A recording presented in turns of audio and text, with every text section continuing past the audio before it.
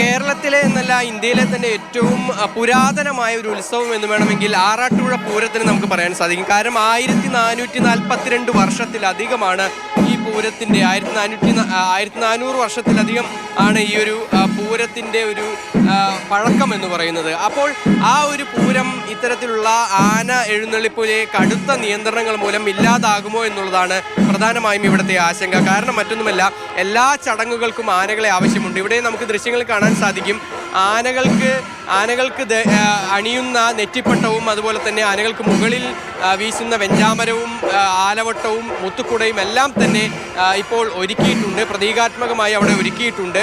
അതിന് പുറമെ തന്നെ പെരുവനം കുട്ടന്മാരാരുടെ നേതൃത്വത്തിലുള്ള പഞ്ചാരി മേളവും ഇവിടെ അരങ്ങേറുന്നുണ്ട്. അത് വലിയൊരു പ്രതിഷേധത്തിൻ്റെ ഭാഗമായി കൂടി തന്നെയാണ് ഈ ഒരു എല്ലാ കാര്യങ്ങളും എല്ലാം തന്നെ ഇവിടെ ഒരുക്കിയിട്ടുള്ളത്. അതിൻ്റെ കൂടുതൽ വിവരങ്ങൾ അതായത് നമ്മുടെ ഇവിടുത്തെ ക്ഷേത്രം ഭാരവാഹികൾ തന്നെ പറയും. എന്തുകൊണ്ടാണ് ഇങ്ങനൊരു ചടങ്ങ് പ്രതീകാത്മകമായി നടത്താൻ കാരണം? 2024 പോലെ ഈ പൂരങ്ങളൊന്നും നടത്താൻ പറ്റാത്ത സാഹചര്യമാണ് നിലവിലുള്ളത്. അപ്പോൾ അത് നടത്തി കൂട്ടണം. 2024 പോലെ 1442 വർഷത്തെ പഴമയുള്ളൊരു പൂരമാണ്. പൂർവികർ ചിട്ടപ്പെടുത്തി വെച്ചിരിക്കണു. ഈ തലമുറ അത് കണ്ട് ആസ്വദിച്ച് നടത്തണം. അടുത്ത തലമുറയ്ക്ക് അത് കൈമാറണം. അതിനുള്ള ഒരു സാഹചര്യം സർക്കാർ തലത്തിൽ ഉണ്ടാവണം എന്നുള്ള ഒരു പ്രതീക്ഷയാണ് ഇതിനുള്ളിൽ. ഇപ്പോഴത്തെ നിയന്ത്രണങ്ങൾ എങ്ങനെയൊക്കെയാണ് ഇതിനെ ബാധിക്കുക? ഈ ആറാട്ടുപുഴ പൂരം പ്രത്യേകിച്ച് എടുത്ത് പറയുകയാണ്. അതിൽ ആറാട്ടുപുഴ പൂരത്തിലെ ചടങ്ങുകൾക്കാണ് ഏറെ പ്രാധാന്യം. ദേവീദേവന്മാരുടെ സംഗമങ്ങളുണ്ട്. 3 മുതൽ 24 ദേവീദേവന്മാർ പങ്കെടുക്കുന്ന സംഗമങ്ങളുണ്ട്. അങ്ങനത്തെ 12 സംഗമമുണ്ട്. ഒരു ദേവൻ അല്ലെങ്കിൽ ഒരു ദേവി എത്തിയില്ല എന്നുണ്ടെങ്കിൽ അവിടുത്തെ ദേവന് പുറത്താൻ പറ്റില്ല. അങ്ങനെ സങ്കീർണമായിട്ടുള്ള ചടങ്ങുകളാണ്. ഇത്ര കർശനമായിട്ടുള്ള നിബന്ധനകൾ വരുമ്പോൾ ആ ചടങ്ങുകളൊന്നും നടത്താൻ പറ്റാതെ വരും.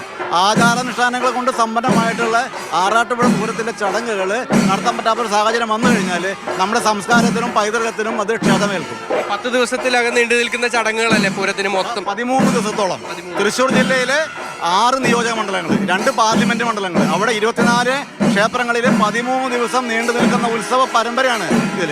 അതിൽ പെരുവനം പൂരം തൊട്ടുള്ളത് മഹത്തായ പൂരങ്ങൾ എല്ലാം തീർച്ചയായും. അതായത് രതീഷ്, തൃശ്ശൂർ പൂരത്തിനേക്കാൾ പഴമയുള്ള പൂരമാണ് ആറാട്ടുപുഴ പൂരം എന്ന് പറയുന്നത്. ഇവിടെ ഏകദേശം 101 ആനകളൊക്കെയാണ് പണ്ട് നിരന്നു നിന്നിരുന്നത്, ഈ ഒരു പാടത്ത് നിരന്നു നിന്നിരുന്നത്. പക്ഷേ കുറച്ചു കാലങ്ങളായി 60-ലധികം അല്ലെങ്കിൽ 55-ഉം 60-നും 70-നും ഇടയ്ക്കൊക്കെ ആനകളാണ് നിരന്നു നിൽക്കാറുള്ളത്.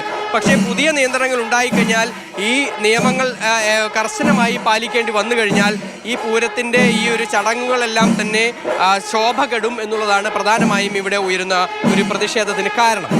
കോടതിയിൽ ഏതെങ്കിലും തരത്തിലൊരു മാറ്റമുണ്ടാകും, അല്ലെങ്കിൽ സർക്കാരിൻ്റെ ഭാഗത്തു നിന്ന് ചട്ടങ്ങളിൽ എന്തെങ്കിലും ഭേദഗതി ഉണ്ടാകാനുള്ള നീക്കമുണ്ടാകും, അങ്ങനെ ഒരു പ്രതീക്ഷയുണ്ടോ? ഈ പ്രതിഷേധം എന്നത് എന്തെങ്കിലും നടപടി ആവശ്യപ്പെട്ടുകൊണ്ടാണ്. ആ നടപടിയിലേക്ക് നീങ്ങാൻ കഴിയുന്ന തരത്തിൽ എന്ത് നീക്കമാണ് ഇവർ മുന്നോട്ട് വയ്ക്കുന്നത്?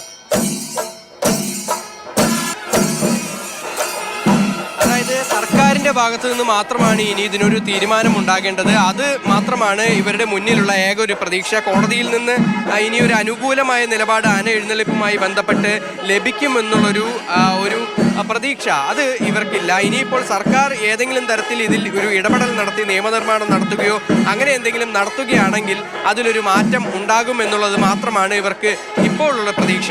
അതല്ലാതെ മറ്റൊരു തരത്തിലും ഈ ഒരു നിയന്ത്രണങ്ങൾ ലഘൂകരിക്കാനായി സാധ്യതയില്ല എന്നുള്ളതാണ് പ്രധാനമായും ഇവർ ഉയർത്തുന്ന ഒരു കാര്യം. അതുകൊണ്ട് തന്നെയാണ് ഇത്തരത്തിൽ ഒരു പ്രതീകാത്മക പൂരം. അത് ഇന്ന് ഇവിടെ മാത്രമല്ല, മറ്റ് പലയിടങ്ങളിലും അടുത്ത ദിവസങ്ങളിലെല്ലാം തന്നെ തൃശ്ശൂർ ജില്ലയിലെ വിവിധ ഇടങ്ങളിൽ നടക്കും.